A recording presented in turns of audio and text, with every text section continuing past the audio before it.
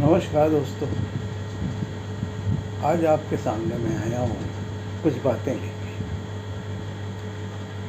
कुछ अपने जीवन के खट्टे मीठे अनुभव, या यूँ कहूँ सन 1960 से 1980 के दशक में पैदा हुए लोग, इनका जीवन किस तरह का रहा, इन्होंने अपने जीवन में क्या खोया, क्या पाया, ख़ास तौर से मिडिल क्लास और लोअर मिडिल क्लास। तो सबसे पहले तो मैं आपको बताऊं, ये वो दौर था जब होश संभालते समय टेक्नोलॉजी की दुनिया में बहुत नयापन आ रहा था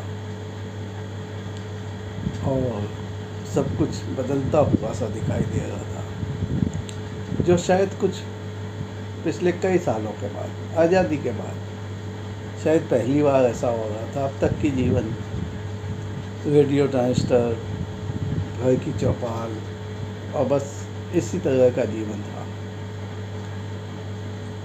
सन 80 के बाद से जब ये पीढ़ी लगभग 15 साल, 18 साल, 20 साल की थी, या उससे पहले भी टीवी का दौर चालू हुआ था, देश विदेश की बातें, खबरें जल्दी हाथ में आने लगी थी। जहाँ पहले से अखबारों पर डिपेंड हुआ जाता था, वहाँ टीवी ने स्थान ले लिया था। रेडियो में लेटेस्ट से लेटेस्ट न्यूज़ भी, यानी कि ज़्यादा से ज़्यादा BBC एक चैनल हुआ करता था, वो मिल जाता था, सीलोन मिल जाता था, बाकी अपने आकाशवाणी तो था ही। मैच देखने का भी कोई उपलब्धता नहीं थी। ये सब टीवी आने के बाद से हुआ। क्या मैं उस दिशा में बात नहीं कर रहा, टेक्नोलॉजी की बात मुझे नहीं करनी है। मैं कर रहा था बात जीवन के स्तर की। ये वो पीढ़ी थी जिसने अपना बचपन मेरे हिसाब से बहुत अच्छा नहीं व्यतीत किया था। अच्छा इन द सेंस सब कुछ उपलब्ध हो जाना, हर डिमांड पूरी हो जाना, ऐसा नहीं था। तो इस तरह की ज़िंदगी से स्टार्ट करने के बाद जब लगातार ये सारी चीज़ें, नया उत्पाद बाजार में आने लगे थे, एडवर्टाइजमेंट की दुनिया में भी धूम मचने लगी थी, तो एक जिम्मेदारी सी आ गई थी कि हमें अपने परिवार को ये सब सुविधाएं देनी है, जो उससे पहले की पीढ़ी के पास थी ही नहीं, तो उपलब्ध कराने का तो कोई सवाल ही नहीं था।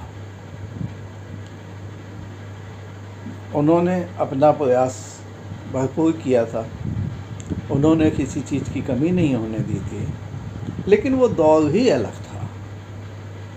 उसमें इस तरह की चीज़ों का कुछ मूल्य ही नहीं था। जब थी ही नहीं तो हाँ, ये है कि उस तरह के परिवार में, लोअर मिडिल क्लास या मिडिल क्लास में, किसी के यहाँ जाना, किसी के यहाँ आना, बस यही एक मनोरंजन का साधन था।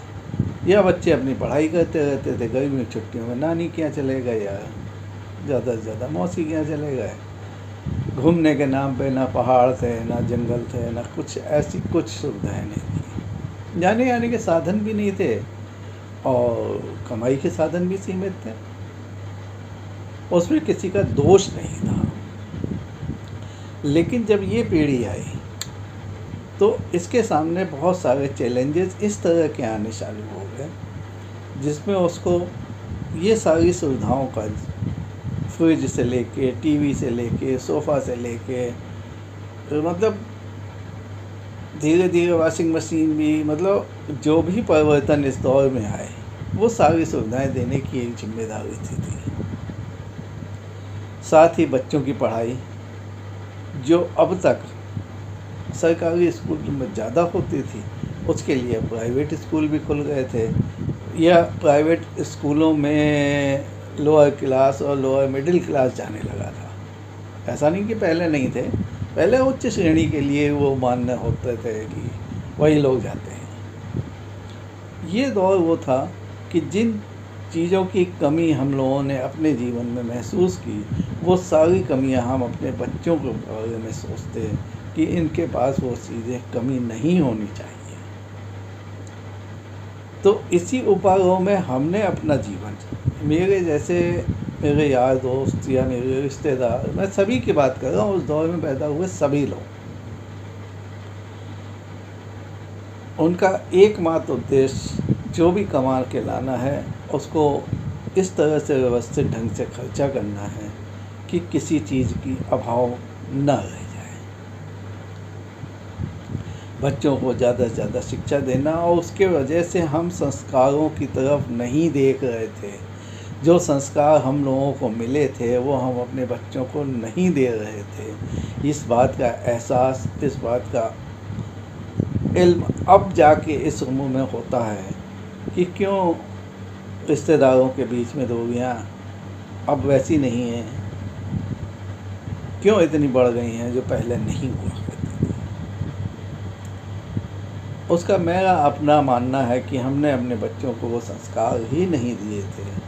मंदिर जाना, घर में पाठ पूजा करना, या कोई आए तो उसके पैर छूना, इस तरह की कोई भी व्यवस्था की हम लोगों ने कतई चिंता नहीं की। सुबह से रात तक सिर्फ एक काम, एक उद्देश्य, कमाना है, कमाना है, कमाना है। कमाना गलत नहीं होता है, लेकिन उसके पीछे हमने जो पीछे छोड़ दिया वो शायद मुझे खलता है। बाकी दुनिया को खलता है कि नहीं खलता मुझे नहीं पता, लेकिन मुझे लगता है कि ये चीज़ हमने छोड़ दी। सरकारों ने भी इन चीज़ों पे इतना ध्यान नहीं दिया था, तो हम लोग भी क्या कर सकते थे। लेकिन हम लोगों के जीवन में मेन उद्देश्य पैसा कमाना, बच्चों को अच्छी से अच्छी शिक्षा देना, हर सुविधा का उपलब्ध करा देना, घर में किसी चीज़ की कमी न रखना, ये एक बहुत बड़ा चैलेंज था। आज जब मैं इस उम्र में पहुंच चुका हूं, अब मेरी जब अगली पीढ़ी काम कर रही है तो मैं ये देखता हूं कि इस पीढ़ी में हमारी की हुई गलतियों से बड़ी गलतियां हो रही हैं। लेकिन चूंकि हमने गलतियां की हैं तो हम किसी दूसरे को समझाने की स्थिति में नहीं हैं। हम ये कहने की स्थिति में नहीं है कि बेटा हमने ये गलती की, तुम ये गलती मत करो। उस पहले के ज़माने में जहाँ हम लोग 6-6, 8-8 भाई बहन हुआ करते थे, आज मैं देखता हूँ एक बच्चा बहुत है, और वो एक बच्चा भी उनके लिए इतना फूल जैसा है। वो और ज़्यादा, मतलब हमने तो सिर्फ पैसा और संसाधन ही इकट्ठा किए थे कि बच्चों को बेहतर से बेहतर शिक्षा दी। हम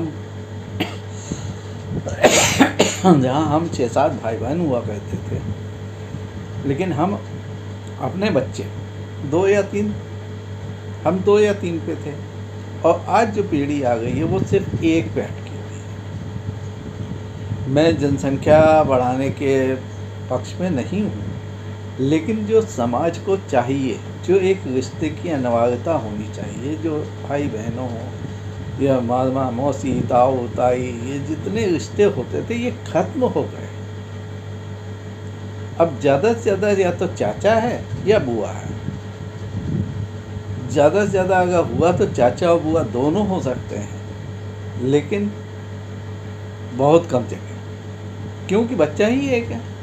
और जब यही पीढ़ी और आगे जाएगी तो मुझे लगता है ये प्रॉब्लम और ज़्यादा बढ़ने वाली है। बस यही कुछ चिंताएं थीं, यही आपसे साझा करने के लिए आया।